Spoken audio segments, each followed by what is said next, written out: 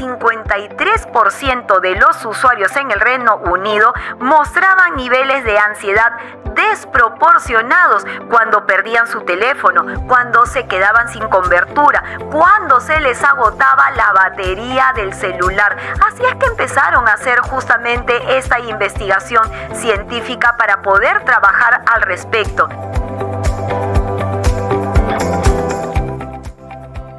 Muy buenos días, muy buenas tardes, muy buenas noches, mamás, papás, docentes que nos acompañan, familia TDH, comunidad TDH. Bienvenidos a Yo Te Escucho, el podcast familiar de psicología, educación y coaching para empoderar a todos los padres y docentes que desean saber más sobre la vida de sus hijos y también sobre el TDH, escuchando las experiencias vividas que van más allá de la teoría. Salimos todos los sábados con un episodio y contaremos con invitados consagrados que desde su experiencia compartirán tips y secretos y estrategias para todos ustedes.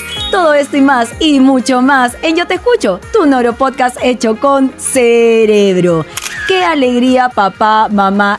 Iniciamos el mes del TDH con un episodio muy especial, siempre tomando nota de aquellos comentarios, de las sugerencias y los mensajes que nos vas dejando para poder tratar esos temas que son tan importantes para ti como padre, para nuestros adolescentes, para nuestros adultos y relacionados con el TDH. Hoy hablamos de un tema muy particular. Vamos a hablar acerca de la nomofobia. Sé que muchos papás lo vemos también en nuestras sesiones, lo vemos también en nuestras terapias, cuando los chicos vienen, cuando muchos adultos vienen y no son capaces de alejarse del celular. Vamos a entender el día de hoy el tema de la nomofobia, el tema del cerebro y por qué hay una sed dopamínica al respecto. Entonces, vamos a hablar primero sobre qué es la nomofobia. Cuando llegué a realizar este episodio y estaba conversando con mi productor, justamente nos hicimos esta primera pregunta. Pues papá, mamá, la nomofobia es un acrónimo.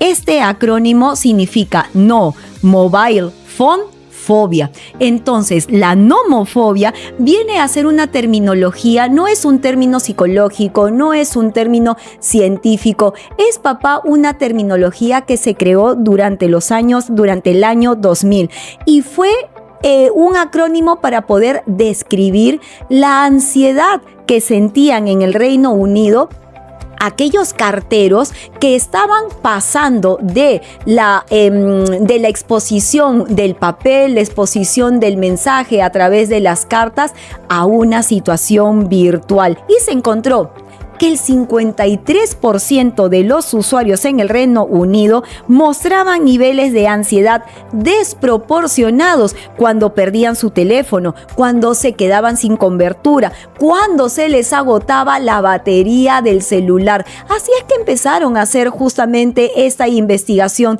científica para poder trabajar al respecto. Entonces, la nomofobia, papá, nuevamente para poder aclarar, no es una terminología que se encuentra en el DSM-5, sino que se crea la palabra nomofobia como una respuesta social y adaptativa para poder explicar cómo y por qué entramos en un estado de angustia cuando no nos encontramos cerca de nuestros dispositivos. Lo que sí podemos establecer como parte de un trastorno es el trastorno de ansiedad situacional. Son fobias específicas que van por situaciones concretas. Por eso este trastorno que se encuentra asociado a los teléfonos celulares es un trastorno de ansiedad situacional. ¿Por qué? Porque es un miedo irracional a estar desconectado. Pero no necesariamente, papá, es tomarlo por el alejamiento del móvil per se, por el alejamiento del iPad, por el alejamiento de este aparato electrónico. El objetivo no es sentir la pérdida de un elemento físico. El objetivo está en trabajar en ese vacío, en ese hueco, en esa pérdida de no estar comunicado con las otras personas, de no estar en tiempo real con aquella situación que según su percepción podría estar pasando en el aquí y ahora. Sentir ese abandono de cualquier situación que pueda estar sucediendo es lo que genera justamente el trastorno de ansiedad situacional, y lo que necesita el cerebro es entonces compensar esta ansiedad. ¿Y qué podemos hacer al respecto? ¿Cómo reconocer que mi hijo está ingresando a una nomofobia? ¿Cómo reconocer el trastorno de ansiedad situacional? Si tu hijo empieza a experimentar una situación de vacío, que lo que hay en el aquí y ahora no le satisface, no le es suficiente, si empieza a un aislamiento social, taquicardia, sudoraciones y una urgencia incontrolable de tener el celular al lado, si no lo puede poner en la mesa pero ya lo tiene guardado en el bolsillo, si no te lo puede entregar porque ya está guardado en la mochila y la mochila tiene que estar cerca a él, entonces ya estamos en la posibilidad que una nomofobia puede estar presente en la vida de nuestros hijos. El solo hecho de no tener el celular en la mano puede generar que nuestro cerebro se ponga en contacto con la zona reptiliana. La zona reptiliana es el primer momento, el primer desarrollo de nuestro cerebro que habla del fight and flight, de la lucha y la huida. Entonces, este es nuestro cerebro más primitivo. Ante una acción, una consecuencia. Ante una causa, un efecto. Entonces, si me lo quitan, entro en una situación de angustia por algo que no tengo. Y aquí es una zona de no reflexión.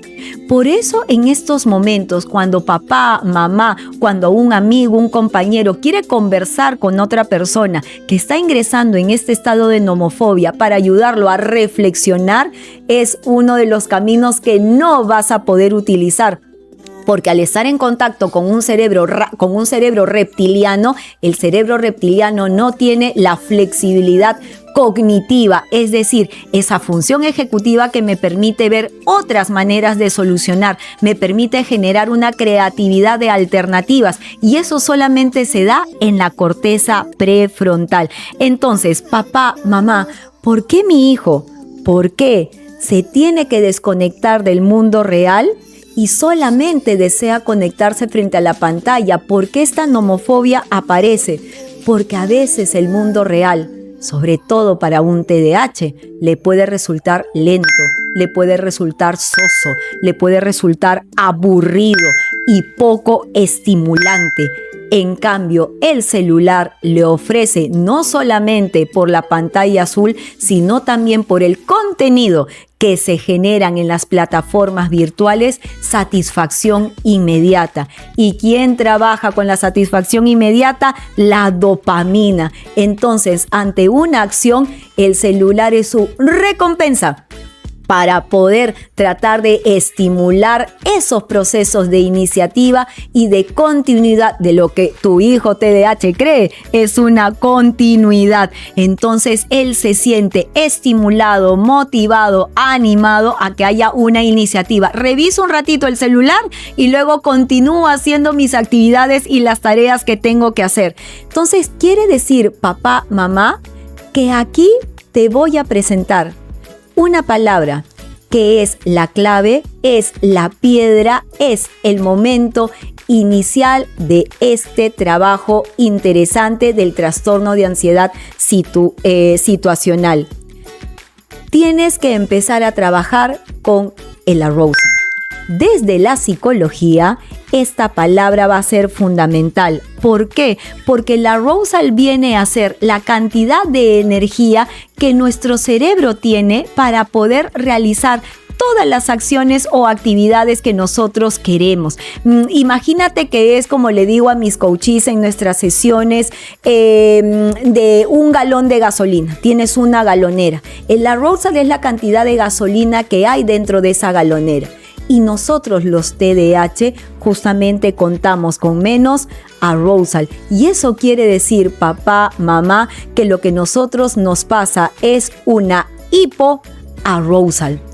Ten en clave entonces esta palabra, hipoarousal. Cuando nosotros nos acercamos como TDAH a utilizar el celular, es porque nuestro cerebro nos está diciendo necesito combustible.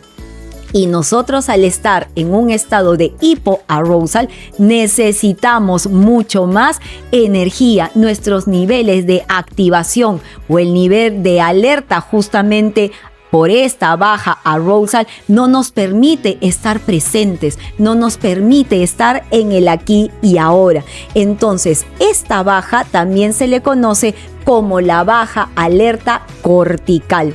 Papá, mamá, en el hipoarousal tenemos que hablar desde el punto de vista del cerebro como nuestra corteza completa.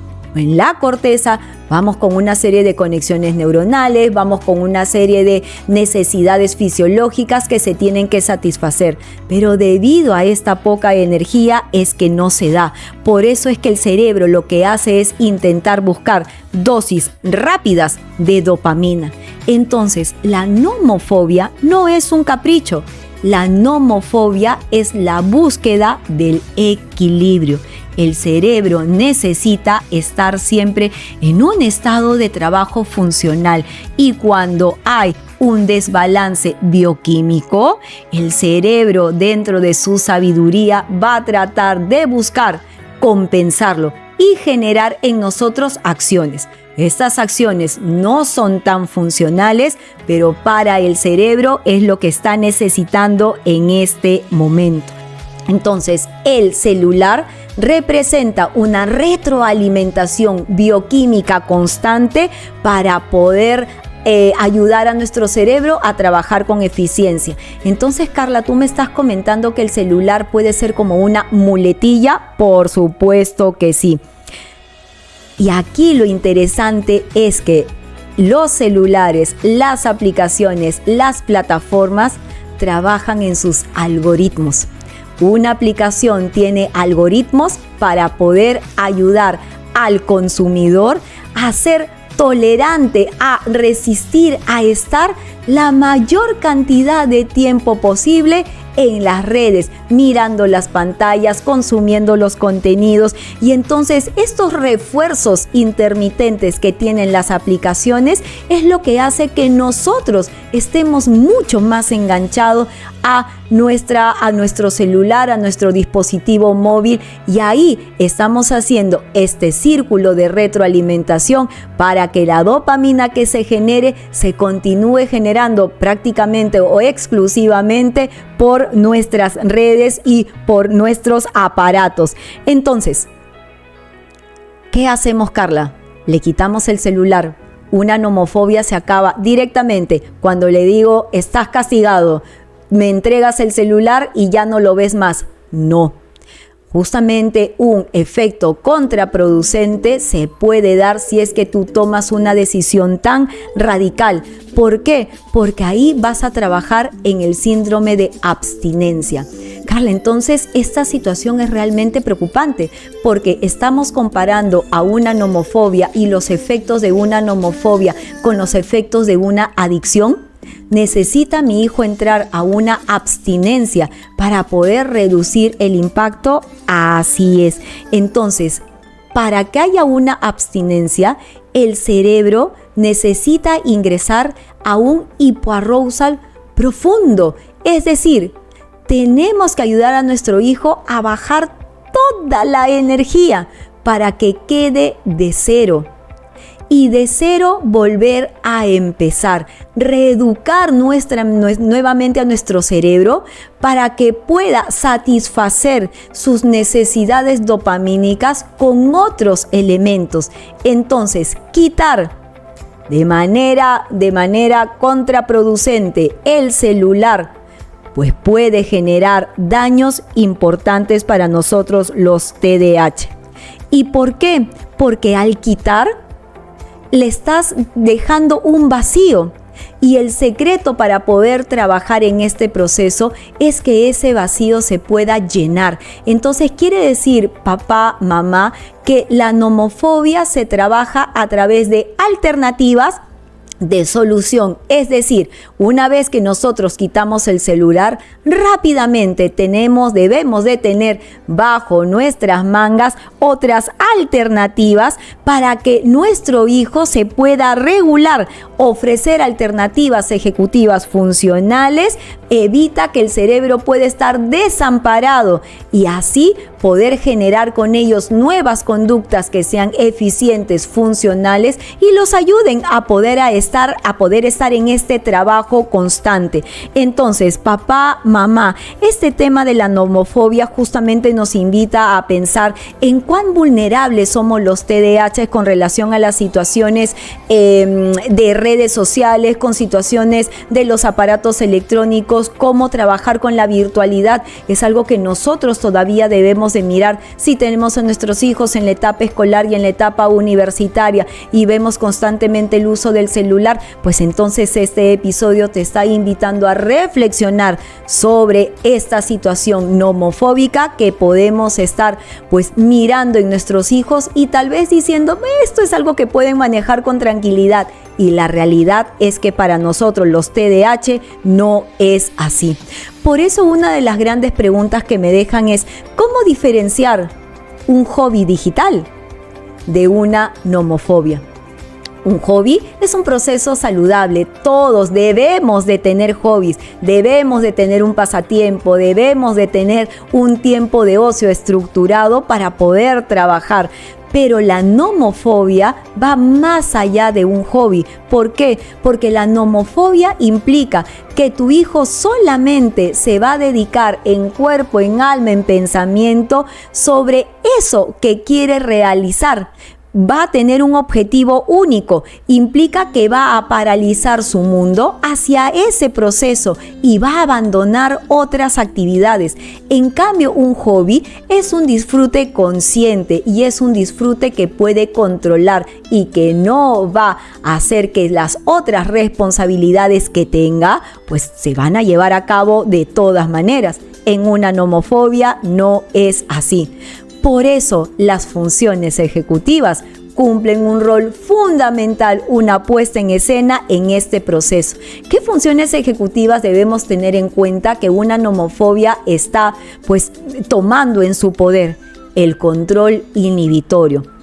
Quiere decir entonces que aquellos TDAH que van hacia la línea hiperactiva impulsiva, pues entonces no están controlando, no están inhibiendo sus impulsos y la nomofobia puede aparecer en ellos más pronto que en cualquiera de las otras presentaciones. Nuestro hijo sabe que debe soltar el aparato electrónico, nuestro hijo sabe que debe soltar el móvil, pero nuestro cerebro TDAH pierde la noción del tiempo, no quiere hacerlo. La impulsividad hace que lo tenga como un tesoro preciado. Entonces, el uso excesivo es la causa de este proceso. Entonces, mi diagnóstico TDAH sí puede ser una parte fundamental para que un proceso de nomofobia esté con nosotros, creando un círculo de estimulación y de hiperestimulación. Pero si nosotros ayudamos a nuestros hijos a trabajar desde las funciones ejecutivas, pues la nomofobia es algo que vamos a poder pues controlar y ayudar a nuestros hijos a calibrar su experiencia con el uso de celulares. Entonces, papá, tu hijo no es un adicto per se, ni tampoco es un vago o un relajado, simplemente que está pasando por un proceso de trastorno de ansiedad que está seleccionado hacia el uso del celular. Para que un adolescente, para que el ser humano ingrese a la nomofobia, es porque no ha aprendido a lidiar con algo interesante, con el aburrimiento. Es importante, desde edades tempranas, enseñar a nuestros hijos a aburrirse, porque al aburrirse se ponen en contacto con su creatividad y eso va a permitir que pueda generar flexibilidad para saber que las pantallas no es lo único que puede tener acceso cuando está fastidiado, cuando las cosas no salen de la misma manera, cuando las cosas no están en su control. Pero hoy en día vemos muchos papás en restaurantes, en diferentes lugares, que apenas su hijo llora, que apenas su hijo está fastidiado, lo primero que hacen es sacan los aparatos electrónicos y se los dan. Entonces, nosotros como padres desde edades tempranas estamos ayudando a que esa nomofobia pueda aparecer en edades adolescentes y se quede perenne en la adultez. Porque nosotros no ayudamos a nuestros hijos a lidiar con el aburrimiento. Y sí, entiendo que es un momento complicado y es un momento difícil, pero como padres tenemos que aprender que hay batallas que sí debemos afrontar. Sin importar lo que digan los demás, sin importar cómo nos miren. Sabes, te comento que esta semana estuve justamente con una maravillosa mamá que me decía: Carla, es que ese es mi principal miedo, que los demás me vean cuando estoy con mi hijo comprando, que coja cosas de las diferentes salas de la tienda donde yo voy y que de repente de manera impulsiva meta todo y que me coja la cara, y yo tener que decirle que no delante de los demás. A mí me da muchísima vergüenza. Entonces prefiero darle el celular para que se calme. Entonces es comprensible y es totalmente valorable y es totalmente, te acompaño en ese proceso. Pero es importante saber que en un proceso de crianza no solamente se da dentro de las cuatro paredes. Si nuestros hijos están presentando estas conductas impulsivas, no hay que dejarlas pasar, porque ellos tienen que aprender a tolerar su aburrimiento y tienen que utilizar la creatividad para salir adelante por ellos mismos. Por eso uno de los grandes consejos que trabajamos contigo, que tienes un TDAH recién diagnosticado, que tienes un hijo de 5, de 6, de 7, recién con el diagnóstico TDAH, uno de los puntos con el que vas a tener que lidiar es con esto: mamá, estoy aburrido, ¿qué puedo hacer? Entonces ten en tu cartera libros, colores, mochilas llenos de diferentes elementos con los que tu hijo pueda ponerse a jugar, pero evita a toda costa tener como primer punto de solución el aparato electrónico. ¿Por qué? Porque nosotros tenemos que enseñarles a nuestros hijos que sustituir no es prohibir. Cuando tú le enseñas que puedes cambiar un aparato electrónico por cualquier otro elemento, ya lo estás ayudando a trabajar para que más adelante vea que manejar el celular y decir: voy a dejarlo en este momento porque tengo una sesión, voy a dejarlo en este momento porque me voy a una terapia, voy a dejarlo en este momento porque estoy conversando con la otra persona.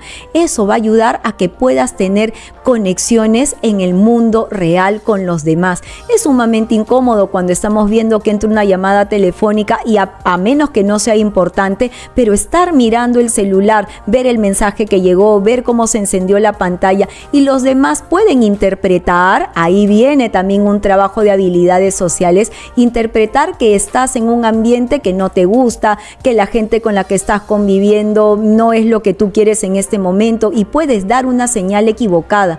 Entonces, esta nomofobia o miedo a no estar al lado de tu celular, que tu celular no esté contigo, puede ayudarte a evitar grandes oportunidades de conexiones reales. Entonces, ¿cómo negociar tiempos de uso sin celular, evitando que haya una lucha de poder? ¿Cómo se trabaja una nomofobia desde edades tempranas? Con los límites. El límite en casa debe estar claro y es impresionante ver cómo muchos padres tienen miedo a los límites, porque les tienen miedo a sus hijos, porque tienen miedo a las reacciones exacerbadas, hiperexacerbadas que un TDAH puede brindar. Entonces, el temor es totalmente válido, pero a pesar del temor, tienes que aprender a poner límites, tienes que aprender a poner consecuencias. El móvil es un premio. Y un premio es algo que se gana. Por eso cuando nosotros los terapeutas trabajamos en entregar el celular, primero se genera todo un ritual, primero se genera todo un proceso para que tu hijo entienda que el móvil no es suyo. Entonces, ¿dónde entra también la nomofobia? Por el sentido de pertenencia. Pero si es mío, ¿por qué me lo vas a quitar? Entonces, cuando tú pones un límite sobre algo que tu hijo considera, percibe que es suyo, porque eso es lo que tú le has enseñado, es ahí donde ingresa el conflicto. Pero si tú utilizas la estrategia desde el inicio de entregar el primer celular como un premio y que esto es algo que no le pertenece per se, sino es un elemento de ayuda porque es comunicación con la familia, porque tiene que quedarse en las tardes a entrenar, porque es importante para su educación, pero no es algo que le pertenezca a él, sino a alguien más, entonces este proceso nomofóbico es mucho más controlable. Entonces, papá, así, con esta estrategia de límites, no desestabilizas el sistema nervioso de tu hijo, no desestabilizas los pensamientos, no desestabilizas al cerebro y de manera gradual se pueden trabajar en mejores estrategias para evitar tanto tiempo de exposición a las pantallas. Ahora, ¿cómo influye en el entorno familiar? Lo vives.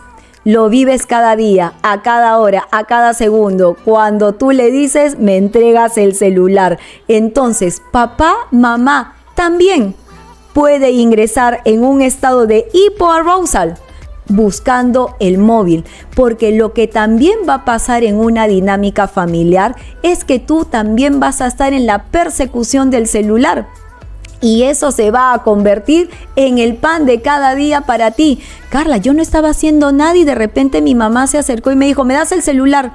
Pero el celular estaba en mi mochila y yo simplemente estaba haciendo mis tareas. Entonces, los padres también al ingresar a este hipoarousal se convierten en los primeros cazadores de un pobre aparato electrónico que tal vez en ese momento no estaba teniendo ningún objetivo, pero ya estás tan acostumbrado a este círculo vicioso que también ingresas a un conflicto familiar y tú mismo puedes ser el generador de esos malestares que se pueden dar en nuestros hijos. Entonces, papá, mamá, qué importante es ver procesos de trastornos en la vida familiar, porque siempre enfocamos los problemas a los hijos, siempre enfocamos la terapia en nuestro hijo, siempre enfocamos las situaciones en los hijos y no nos vemos nosotros. Entonces, en este mes del TDAH queremos brindarte episodios con este mensaje.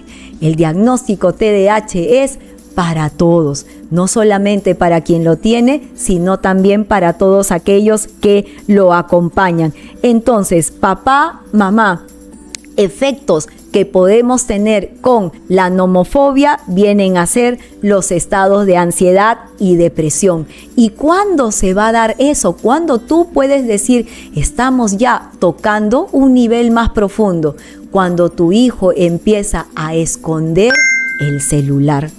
Mira que hemos estado hablando durante el episodio de las ansiedades, de los ataques cardíacos, de las sudoraciones constantes, pero el celular ha estado visible. Y si llega un momento en donde tu hijo te dice, no mamá, lo olvidé en el colegio, no mamá, se me perdió, uy, lo dejé en la casa de un amigo, ay caramba, lo dejé debajo del escritorio, para decirte, para ocultarte que sí lo tiene, pero no te lo va a dar. Ahí ya tu hijo está tocando un nivel más profundo de un trastorno de ansiedad situacional. Y ahí ya tienes que ponerte más en estado de alerta, ya tienes que estar un paso más allá y con este episodio ver que esas frasecitas que te den ya no pueden ser aceptadas en tu hogar como, ay hijito, entonces mañana me lo traes. No, ya tienes que ponerte tú en estado de alerta y decir, este es el momento, vamos a sacarlo de donde esté. ¿Te olvidaste en el colegio? Nos iremos al colegio. Entonces ahí entra tu hijo diciéndote, no mamá, sí lo tengo. Y ahí entonces tú te tienes que dar cuenta que ya tu hijo está pasando por un nivel más en donde tenemos que pedir ayuda para trabajar a fondo en el proceso. La nomofobia impide el descanso. La nomofobia impide una nutrición saludable. La nomofobia impide tener relaciones interpersonales en el aquí y ahora. ¿Por qué? Porque al no relacionarnos con los demás y no empezar a cultivar esas habilidades, podemos tener conflictos con nuestros compañeros, con nuestros amigos, con nuestros colegas de trabajo y podemos provocar crisis de agresividad constante. Estamos de mal humor, todos los días estamos con una desregulación emocional impactante. Por eso es que el mensaje que te dejamos aquí en este episodio es que nuestro cerebro tiene una herramienta, la neuroplasticidad. Puedes entrenar al cerebro de tu hijo TDAH y encontrar satisfacción en muchas actividades diversas que sean menos dopaminérgicas que el celular. Pero tenemos que ayudarlo si ya está ingresando a este momento profundo, que ya hay situaciones que se escapan de las manos, y un buen acompañamiento psicológico, una buena terapia cognitiva conductual, que es el punto clave para todos los TDAH, pueden ayudarlo a sacarlo de ese momento y a señalarle otras alternativas para poder trabajar en el proceso. La paciencia es fundamental. Un padre TDAH, una madre TDAH es aquella que cultiva la paciencia como su mayor virtud. Papá, mamá, espero que el episodio del día de hoy te haya gustado, espero que hayas aprendido muchísimo acerca de la nomofobia, que reconozcas sus niveles, que sepas que la vulnerabilidad de un TDAH es importante a considerar para todos estos trastornos que estamos teniendo gracias a la inteligencia artificial y a las redes y a la tecnología, y que nosotros como padres todavía tenemos una responsabilidad para trabajar como nuestros hijos TDAH y como nosotros también adultos TDAH en este proceso. Así es que papá, mamá, espero que este contenido lo puedas compartir y por el mes del TDAH seguiremos también con muchos más. Te saluda Carla Bocanegra, neuroeducadora. Te dejo un abrazo naranja inteligente y te deseo buen fin de semana. Nos vemos en el siguiente episodio. Hasta pronto con todos.